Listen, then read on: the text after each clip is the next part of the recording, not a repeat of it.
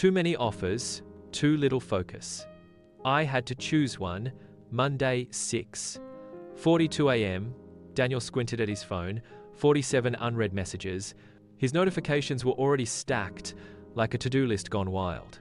2 inquiries about his coaching slots, 1 refund request for a digital download, a comment on his mini-course video saying the link was broken, and someone asking if his done-for-you service was still available. He sat up slowly, bones tired though he hadn't even stood yet. His calendar was full. Technically, that was a good thing. He had 4 offers on the go: coaching calls with creatives, a digital download about brand messaging, a mini-course on visibility, a done-for-you package for personal brands. That should mean growth, right? Instead, he felt like a plate spinner in a wind tunnel, mails flying, tools breaking, notes scattered across 5 different folders. There was always something to fix, chase, or explain. Each offer had a different audience, different workflow, different energy. "I'm running a circus," he muttered, staring at his own logo on the wall. "Except I'm the only clown working all the tents." He had barely started the day and already wanted it to end. He took a sip of cold coffee and opened his inbox again. Another DM blinked in. "Hey, I love your stuff, but I'm not sure what you actually do. Is there a main way to work with you?" Daniel froze. His business was busy, yes, but busy didn't mean clear or effective. He set the phone down slowly. "Why do I feel like I'm always working?" he whispered. "But nothing's actually growing?" By Wednesday, Daniel felt like he was sprinting on a treadmill that never moved. His morning started with a refund request for a digital guide he'd forgotten to update. Right after, a Zoom coaching call ran 10 minutes late because he'd lost the prep notes in the wrong Google Drive. That made him miss the voice note reply he promised a client yesterday. Then a DM popped up from someone asking if the course they bought 2 months ago still had support. He wasn't even sure anymore. He opened his notes app to regroup only to get distracted by a ping from Stripe. A $49 payment had just come through. Good news? Maybe. Except he wasn't sure which offer it was for. Then the email landed, the one that made him stop scrolling. "Hey Daniel, I've been following you for a while now and love your content. But honestly, I never really know what you're selling. There's so much going on. I wanted to support you but didn't know where to start." It was from a long-time subscriber, someone who genuinely liked his work. He stared at the message, rereading the line, "I didn't know where to start." That hurt more than the refund. He had thought multiple offers meant options, flexibility, smart business. But to the people he cared about, the people who wanted to pay him, it just looked confusing. His brand voice, his marketing, his message, they were all pulled in different directions. Like 4 puzzle pieces from 4 different boxes. Nothing fit. He thought of a conversation he once had with a business coach. If you try to be everything, you'll become nothing in someone's mind. Was that what was happening? Daniel rubbed his eyes and closed the laptop. He had a business. Offers, followers, bookings.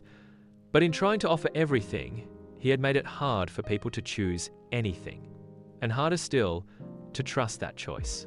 He sat in silence, just for a moment, and asked himself the hardest question yet. Have I made myself impossible to understand? Daniel didn't quit. Not yet. Instead, he went into fix-it mode. First, he tried batching content: Mondays for coaching tips, Wednesdays for digital product promos, Fridays for course snippets. He made a spreadsheet, color-coded each offer, and scheduled posts with military precision. Then he staggered his offer launches, 1 week for coaching, 1 for his downloads, another for the course. Let's give everything its own spotlight, he told himself. Still, confusion lingered. Engagement didn't rise. Sales stayed flat. He hired a virtual assistant to organize his inbox and help manage the flood of DMs. That helped briefly. But the VA kept asking, "Which offer do you want me to focus on this week?" And Daniel had no clear answer. Late one night, unable to sleep, he opened his journal.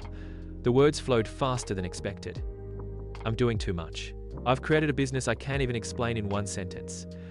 He stared at that line. What did he want to be known for? That question echoed. He wasn't burnt out because he had too many clients. He was burnt out because he had too many directions. No central message, no clear destination.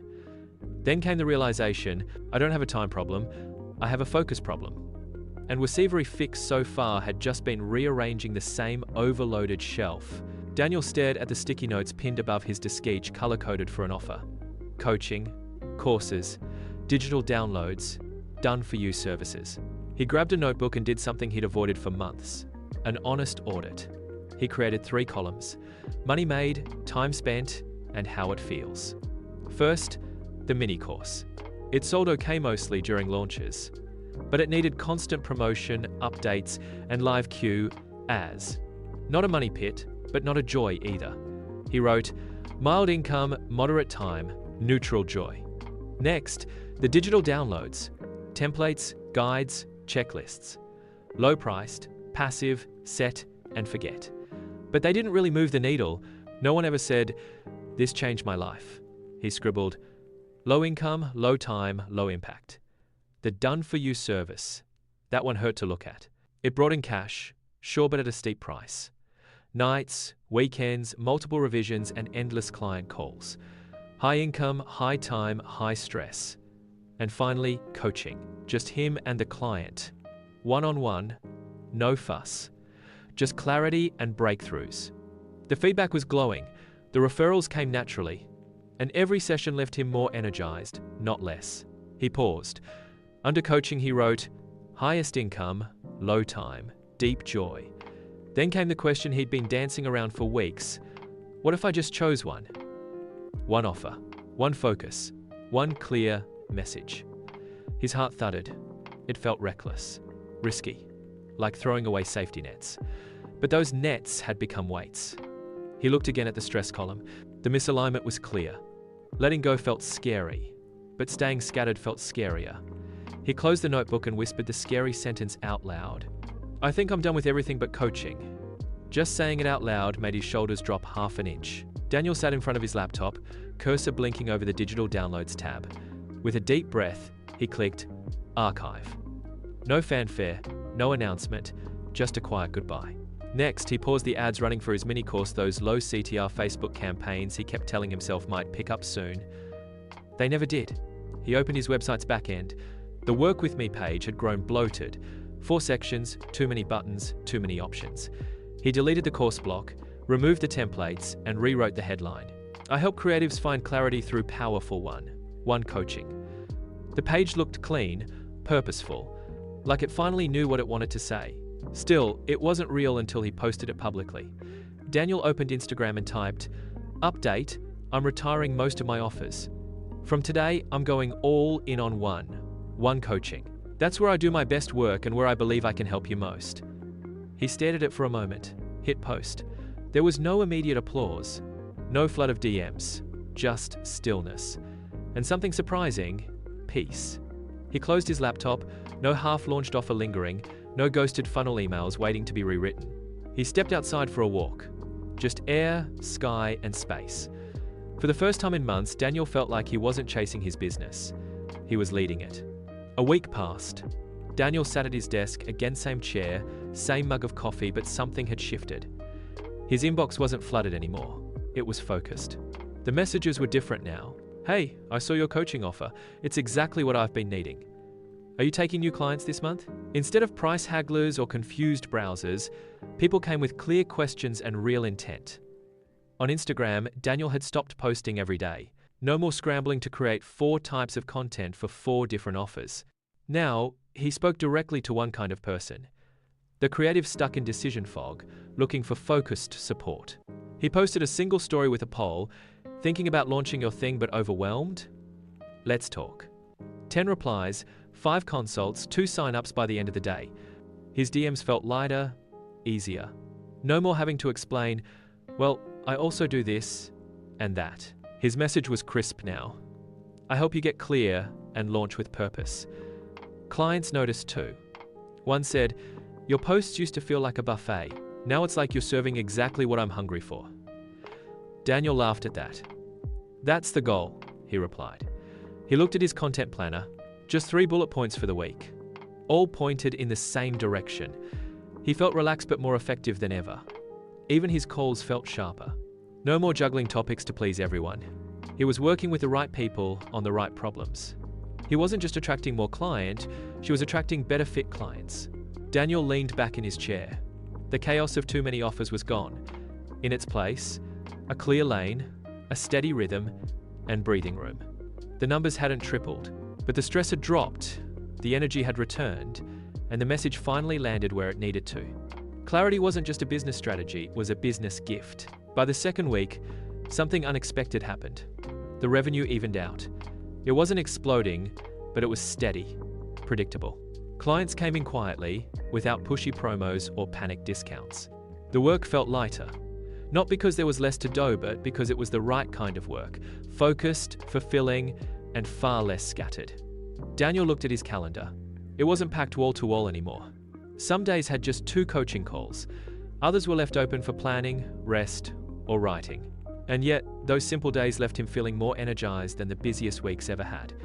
He walked to his local cafe without guilt, spent time refining his onboarding instead of chasing another trend. He noticed something else too. His ideas were clearer, his message sharper, and his clients more engaged. They showed up on time, they did the work, because now so was he. Daniel sipped his coffee, looked at the calm on his calendar, and smiled. "This is what I was building for," he whispered. "Not the chaos, not the noise, just clarity, clients, and a calm kind of confidence. Simplicity gave me back my business." Daniel sat at his desk, fingers hovering over his notes app. The past month had taught him more than any course ever could. He typed slowly, "I didn't need more time. I needed one true thing to focus on." No fluff, no filler, just one sentence that captured everything. He looked around. His workspace felt calmer now, no sticky notes everywhere, no dashboards trying to juggle 4 offers. Just a simple calendar, a clear client list, and the deep satisfaction of doing one thing well. He sipped his coffee and smiled. His energy wasn't scattered anymore. His audience knew what he stood for. He didn't dread Mondays. In fact, he looked forward to them because clarity had replaced confusion.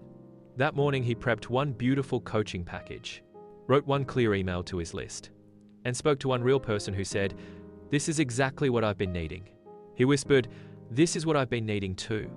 Moral: growth isn't in doing more, it's in choosing less and doing it well. Follow for real stories behind business breakthroughs. Subscribe for more.